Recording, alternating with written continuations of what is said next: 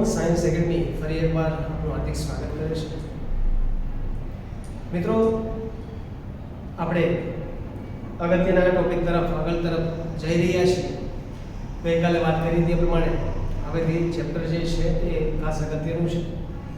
ગઈકાલના લેક્ચરો પણ આપણા માટે ખૂબ જ અગત્યના હતા, જેમાં આપણે ચર્ચા કરી હતી એકમ કોષ વિશે. એકમ કોષ એટલે શું? તો સ્ફટિકનો નાનામાં નાનો ભાગ જે સ્ફટિકની મુખ્ય લાક્ષણિકતાઓ ધરાવતો હોય તેને એકમ કોષ કહીશું. આવા એકમ કોષ એકબીજા સાથે જોડાઈને સ્ફટિકમય રચના તૈયાર કરે છે. એકમ કોષ હોય અને કેટલાક પેરામીટર છે, જેમાં મુખ્ય 6 પેરામીટર વિશે આપણે ચર્ચા કરી હતી, જેમાં 3 ખૂણાઓ છે અને 3 એની બાજુઓ છે. બરાબર, એના વિશે બેઝિક માહિતી આપણે એકમ કોષ વિશે મેળવી હતી. હવે એનો પ્રશ્ન એ આગળની થિયરીમાં સમજવા માટે ખાસ અગત્યનો પ્રશ્ન આપણો એવો છે કે એકમ કોષના પ્રકારો વિશે માહિતી આપો. તો હવે આપણે જે એકમ કોષ શીખ્યા કે જે એકમ કોષ છે નાનામાં નાનો ભાગ છે એના પણ પ્રકાર મિત્રો પડે છે. તો મિત્રો, એ એકમ કોષના મુખ્ય 2 પ્રકાર છે. એક આદિમ એકમ કોષ અને બીજું છે કેન્દ્રિત એકમ કોષ. બરાબર છે. આ બંને પ્રકારો વિશે થોડી ઘણી ચર્ચા આપણે આજે કરીશું. તો વાત કરીએ આ એકમ કોષના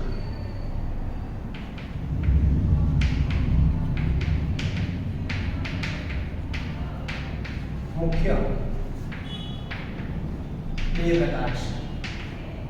એક આદિમ એકમ કોષ અને બીજું છે કેન્દ્રિત એકમ કોષ. તો આ આદિમ એકમ કોષ અને કેન્દ્રિત એકમ કોષ વિશે આપણે પહેલા માહિતી મેળવવી છે. હવે એટલી વસ્તુ આપણને ક્લિયર થઈ ગઈ કે એકમ કોષ હોય એ નાનો ભાગ છે. હવે વાત કરીશું એકમ કોષના પ્રકારની. આદિમ એટલે કે સાદો. આપણે સિમ્પલ લેંગ્વેજની અંદર વાત કરીએ તો સાદો એકમ કોષ કહેવાય છે. સાદો કોને કહીશું? તો જે એકમ કોષમાં ઘટક કણો માત્ર ખૂણા પર ગોઠવાયેલા હોય. ખાસ ધ્યાન રાખજો, જે એકમ કોષમાં ઘટક કણો માત્ર ખૂણા પર ગોઠવાયેલા હોય તેવા એકમ કોષને આદિમ એકમ કોષ તરીકે ઓળખવામાં આવે છે.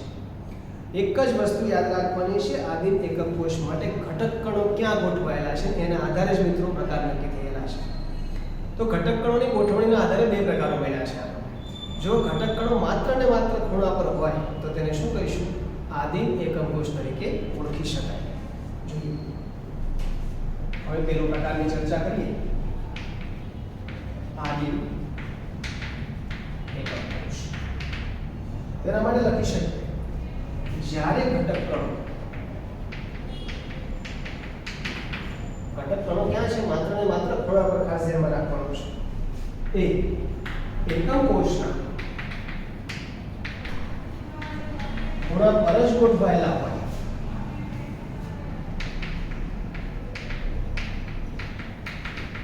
તેને આદિમ એકમ કોષ તરીકે ઓળખીશું.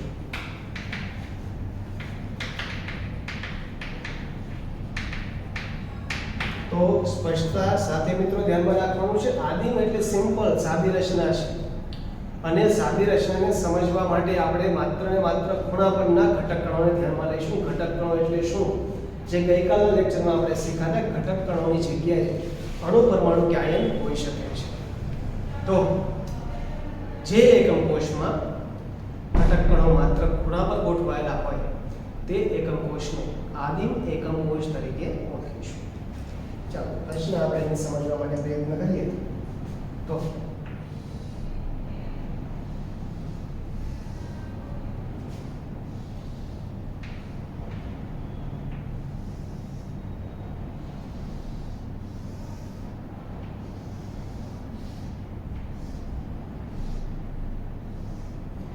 આ એક એકમ કોષ છે.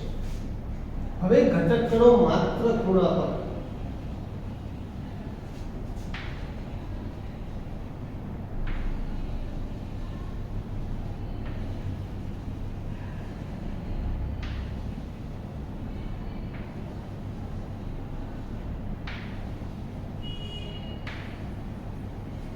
તો આ રચનાને આદિમ કહેવાય છે. શું કહેવાય? તો આપણે જોયું કે એક એકમ કોષ છે, એકમ કોષમાં ઘટક કણો માત્ર ને માત્ર ખૂણા પર ગોઠવાયેલા છે, તો આવી રચનાને આદિમ એકમ કોષ તરીકે ઓળખીશું. બીજા પ્રકારની ચર્ચા કરીએ. બીજો પ્રકાર છે કેન્દ્રિત એકમ કોષ. નામ પરથી યાદ રાખવાનું છે. કેન્દ્રિત એકમ કોષ એટલે ક્યાં છે મિત્રો? કેન્દ્રમાં. પણ કયા કેન્દ્રમાં? આ ઘન છે એના કેન્દ્રમાં, આ જે બાજુ છે એના કેન્દ્રમાં. તો એના માટે એક શબ્દ ખાસ ધ્યાનમાં રાખવાનો છે. જે એકમ કોષમાં ઘટક કણો ખૂણાઓ ઉપરાંત, ખૂણાઓ પર તો હશે જ, ક્યાં હશે? ખૂણા પર. તો જે એકમ કોષમાં ઘટક કણો ખૂણાઓ ઉપરાંત કોઈ પણ કેન્દ્રમાં ગોઠવાયેલા, કોઈ પણ કેન્દ્ર ચાલે, અંદરનું હોય, બાજુનું હોય, બરાબર છે, તેવા એકમ કોષને શું કહીશું? કેન્દ્રિત એકમ કોષ તરીકે ઓળખી શકાય. બરાબર? તો લખીએ. જ્યારે ઘટક કણો એકમ કોષમાં ખૂણાઓ ઉપરાંત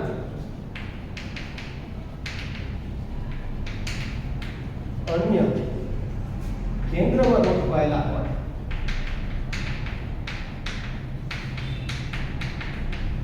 તો તેને કેન્દ્રિત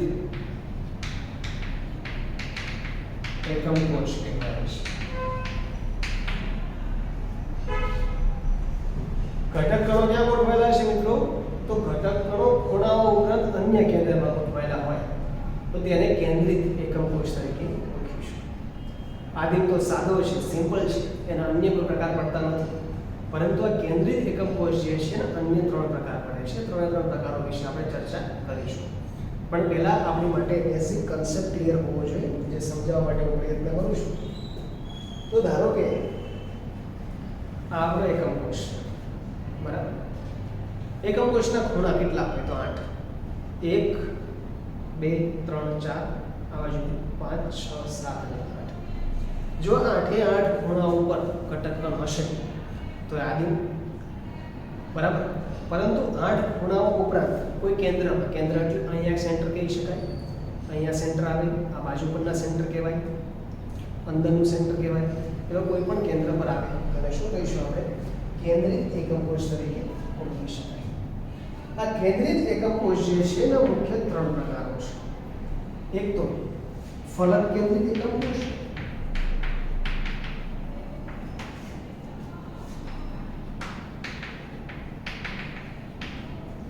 બીજું છે ફલક કેન્દ્રિત અંતઃ કેન્દ્રિત,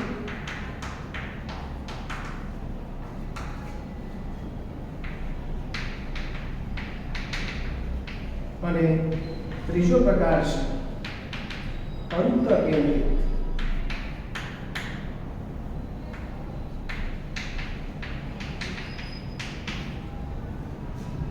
બરાબર? તો આ એકમ કોષ જે છે કેન્દ્રિત એકમ કોષના 3 પ્રકાર: ફલક કેન્દ્રિત એકમ કોષ, અંતઃ કેન્દ્રિત એકમ કોષ, અંતઃ કેન્દ્રિત એકમ કોષ. આ 3 પ્રકારો આપણા માટે ખૂબ જ અગત્યના, કારણ કે આના ઉપરથી એક કોષ્ટક આવે, આના ઉપરથી કેટલીક ગણતરીઓ પણ આવે છે, ટાઈપિંગ ક્ષમતા વગેરે. તો દરેક બાબત ધ્યાનમાં રાખતા પહેલા આને વ્યવસ્થિત પોઝ કરીને જોઈ લેવાનું છે. ત્યાર પછી આપણે આ 3 પ્રકારોમાં આગળ વધીશું. મિત્રો, આગળ વાત કરીશું કેન્દ્રિત એકમ કોષના પ્રકાર. તો આપણો પાઠ જે બી હતો, બીજો ભાગ, કેન્દ્રિત એકમ કોષ, તેના મુખ્ય 3 પ્રકારો પડે છે. એક ફલક કેન્દ્રિત એકમ કોષ,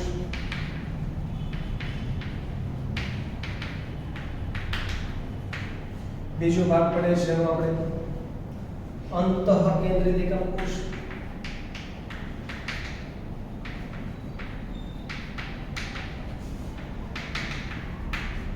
અને ત્રીજો ભાગ પડે છે અંતઃ એટલે કે છેડા કેન્દ્રિત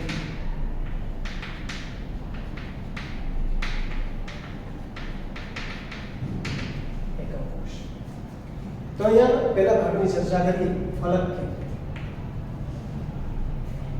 તો જ્યારે ઘટક કણો ખૂણાઓ ઉપરાંત એકમ કોષની ફલક પર ગોઠવાયેલા હોય ત્યારે એવા એકમ કોષને ફલક કેન્દ્રિત એકમ કોષ તરીકે ઓળખવામાં આવે છે. એટલે ખૂણાઓ પર તો છે જ, એ ઉપરાંત ફલક છે, નામ પરથી યાદ રાખવાનું ફલક કેન્દ્રિત. ફલક કેન્દ્રિત એટલે ક્યાં છે? ફલક પર. તો ફલક એટલે શું? તો ફલક એટલે બાજુ. બરાબર છે. જે બાજુઓ હશે એના સેન્ટરમાં, એના કેન્દ્રમાં ગોઠવાયેલા હશે. ચર્ચા કરીએ આપણે. જેમ કે જ્યારે ઘટક કણો એકમ કોષના ખૂણાઓ ઉપરાંત તેની ફલક એટલે કે બાજુ ના કેન્દ્રમાં ગોઠવાયેલા હોય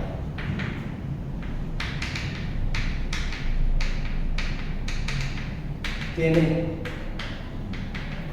ફલક કેન્દ્રિત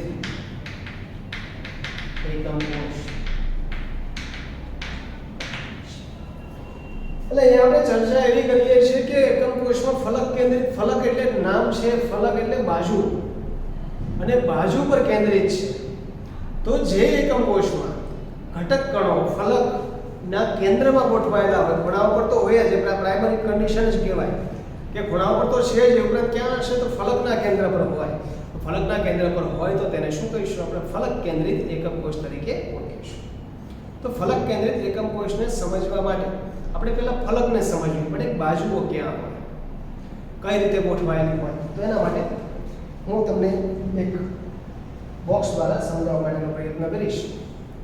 આ બોક્સ, બરાબર, જે આપણે માની લઈએ કે એકમ કોષ છે. આપણે મેથ્સમાં તો વારંવાર ધારતા જોઈએ, આજે આપણે કેમેસ્ટ્રીમાં ધારી લેવાનું છે કે આપણો એકમ કોષ છે. બરાબર,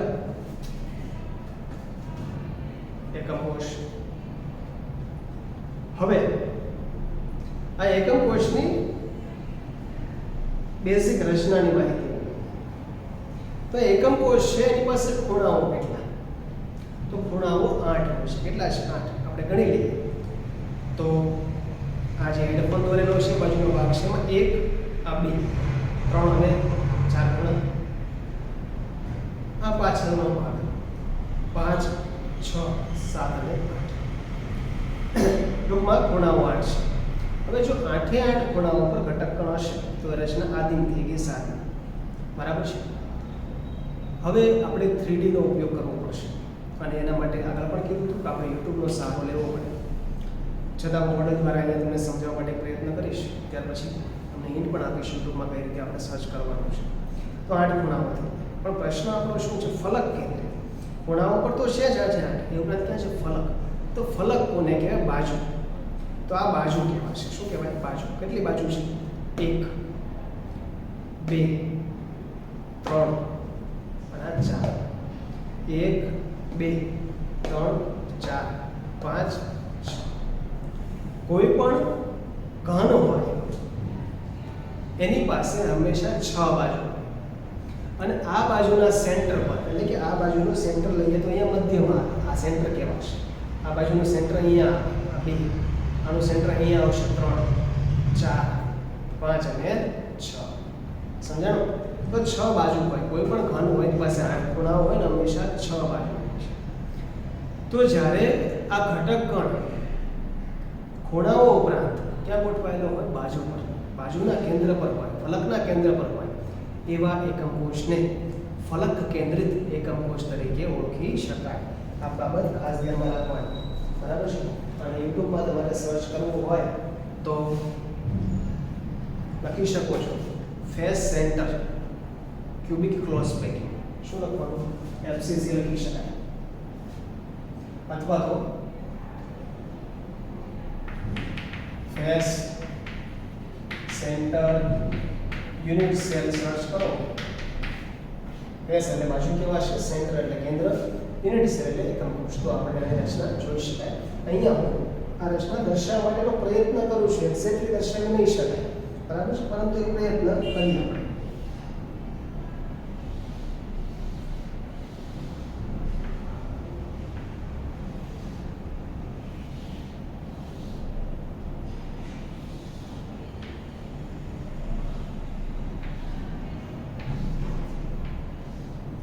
હવે ખૂણા ઉપર તો હોય જ છે, તો ખૂણા પરના ઘટક કરો.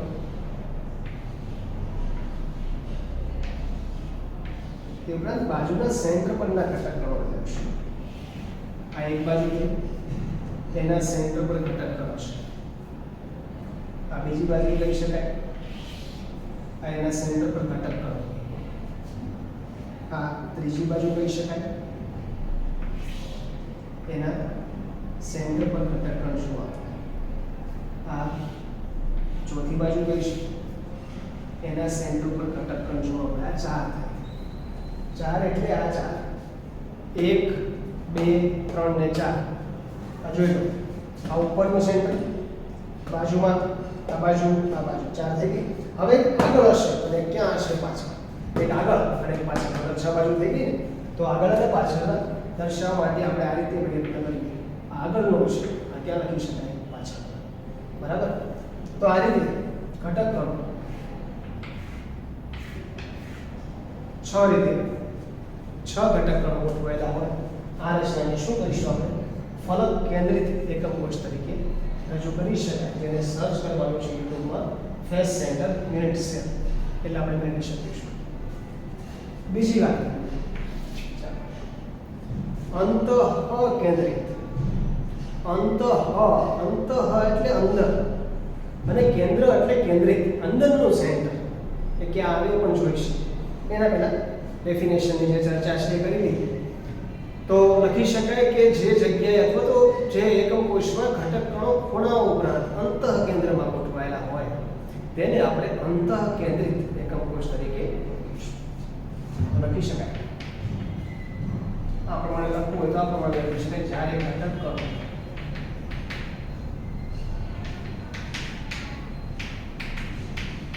એકમ કોષો ખૂણાઓ ઉપરાંત અંતઃ કેન્દ્રમાં ગોઠવાયેલા હોય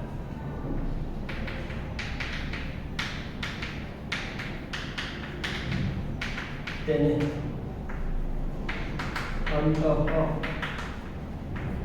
કેન્દ્રિત એકમ કોષ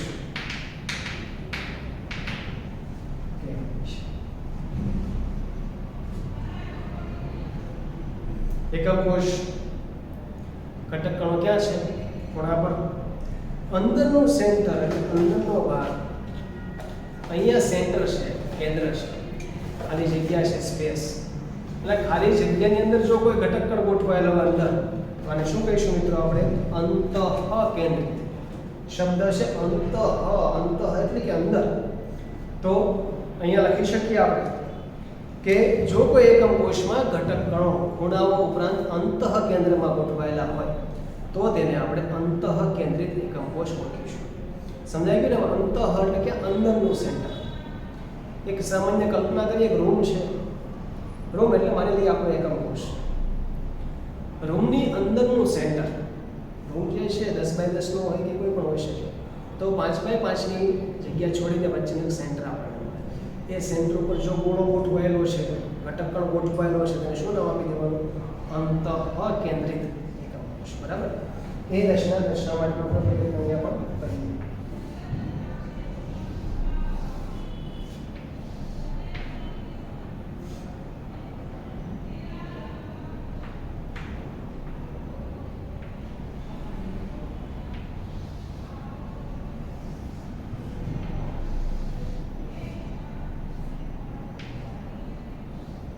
ઘટક કણો ક્યાં છે? તો ખૂણા પર તો છે.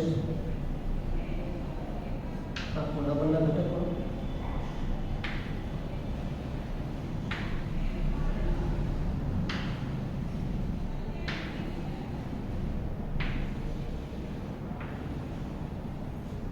અંદરના સેન્ટર છે.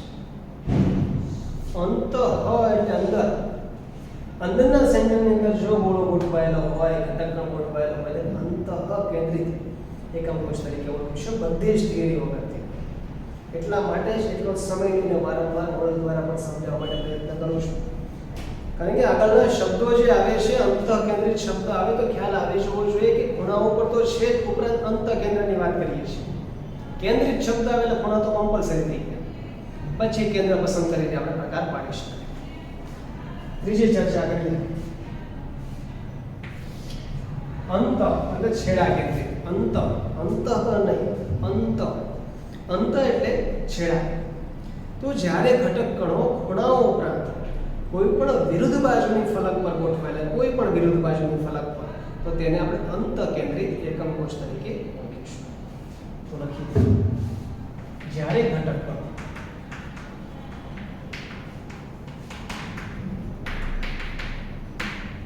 ખૂણાઓ ઉપરાંત વિરુદ્ધ ફલક, વિરુદ્ધ બાજુ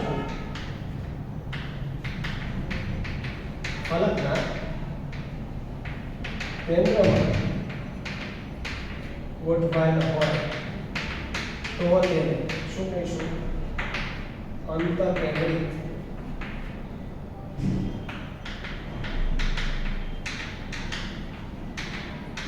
એકમ કોષ કહેવાય છે.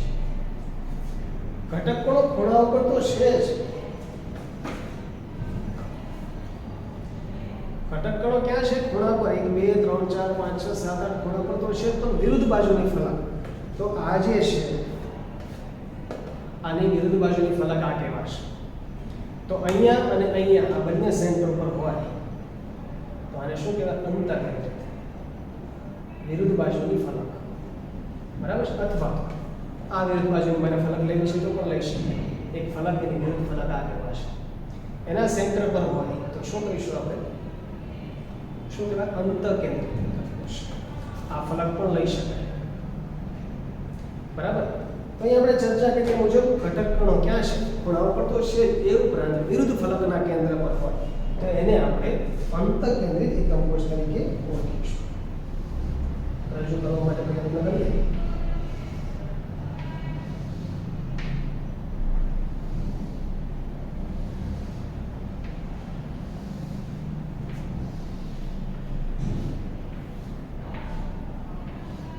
ઘટક કણો ક્યાં છે? તો ખૂણા પર.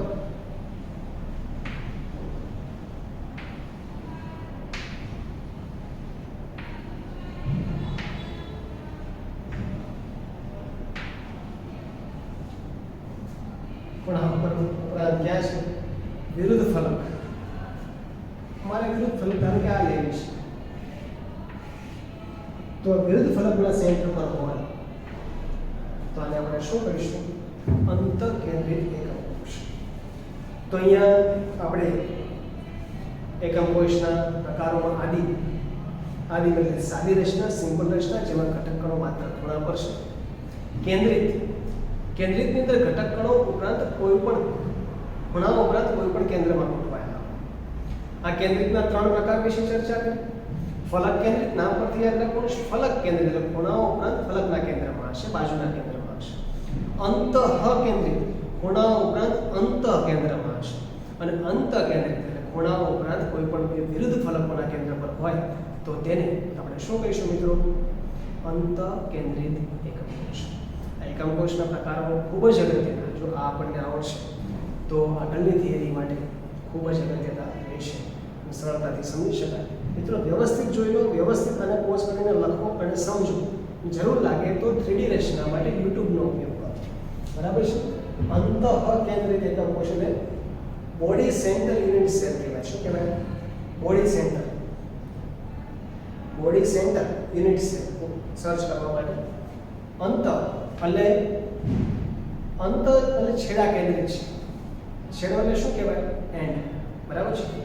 તો એન્ડ સેન્ટર યુનિટ સેલ તરીકે પણ સર્ચ કરી શકે, અથવા તો યુનિટ સેલના પ્રકાર પણ તમે સર્ચ કરો અને 3 યુનિટ સેલના પ્રકારો તમે ડિટેલમાં અભ્યાસ કરી શકશો.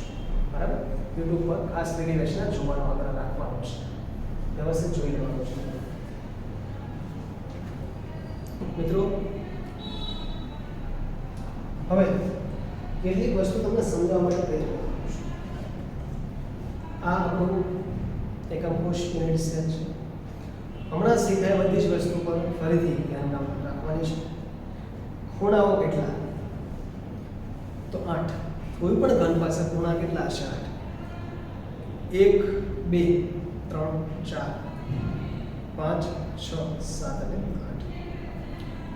બાજુઓ કેટલી? તો 6. 1 2 3 4 5 અને 6. મેન વસ્તુ સમજવાની છે ધારની સંખ્યા કેટલી.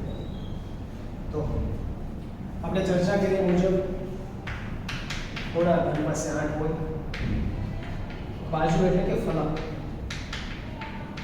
સંખ્યા 6 છે. ધાર કેટલી? તો ધાર સમજવા માટે આ મોડેલનો ઉપયોગ કરીએ. ધારો કે આ મોડેલ છે, ઘન છે એકમ કોષ, ધારની સંખ્યા ગણીએ તો 1 1 2 3 4. ફરીથી કહું છું 1 2 3 4. 4 આ બાજુની અને પલટાવી નાખો 5 6 7 8. 5 6 7 અને 8. કેટલી થઈ? 8. કઈ રીતે ગણી? તો 4 આ હેડફોન વાળો ભાગ છે એની 1 2 3 4. આ 4 આ બાજુના ભાગની 5 6 7 ને 8 8 આ. હવે હું આને આમ તો 9 10. કેટલી થઈ? 9 અને 10 આ બાકી રહી ગઈ હતી ને, આ તો આપણે ગણી હતી અને આ ગણેલી છે, આ બાકી છે 9 અને 10. અને હું પલટાવી નાખું 11 અને 12. આમ ધારની સંખ્યા હંમેશા કેટલી હોય? 12. આ યાદ રાખી લેવાનું કમ્પલસરી. ઘન હોય એના માટે ખૂણા 8 હોય, ફલક હંમેશા 6 હોય અને ધાર હંમેશા કેટલી હોય? 12. ધાર સમજવા માટે ફરીથી કહું છું, ધ્યાન આપજો. 12 ધાર તમારે સમજવી હોય તો પહેલા હેડફોન વાળો ભાગ છે એની ધાર હું કરી લઉં 1 2 3 4. 1 2 3 4. 4 ધાર આ અને હું પલટાવી નાખું એટલે 5 6 7 8. 5 6 7 ને 8 8 આ. આમ કરું તો 9 10. ઉલટું કરું તો 11 અને 12. સમજાણું? તો વાત કરીએ પ્રમાણે 4 ધાર આ બાજુ, 4 ધાર આ બાજુ, 2 આ બાજુ, 2 આ બાજુ. ટોટલ ધારની સંખ્યા કેટલી થાય છે? 12. ખૂણાઓ 8 છે, ફલક 6 છે, ધાર 12 છે. અંતઃ કેન્દ્ર કેટલા હોય? તો એક જ હોય. કેટલા હોય? 1. કારણ કે આનું અંદરનું સેન્ટર કેટલું છે?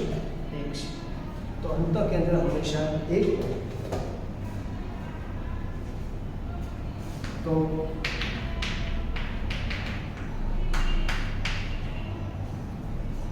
હવે 6 પેરામીટરનો અભ્યાસ કરેલો ગઈકાલે. આલ્ફા બીટા અને ગેમા ખૂણા છે, એ બી અને સી 3 ધાર છે. તો એ બી અને સી ધારની લંબાઈના આધારે જુદા જુદા પ્રકારના એકમ કોષો હશે. એટલે કે જુદી જુદી 14 બ્રેવિસ લેટિસ શક્યતાઓ છે એ મળે આપણને.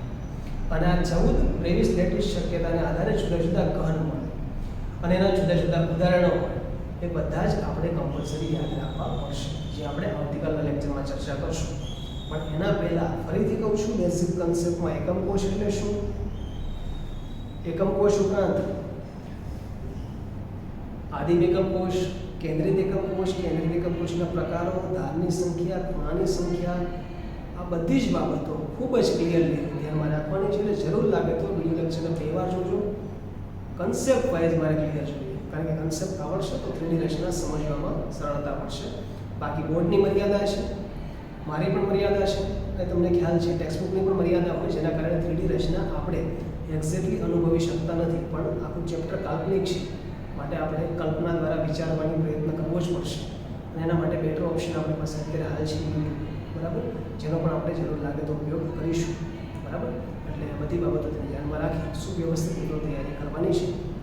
જય હિન્દ, જય ભારત.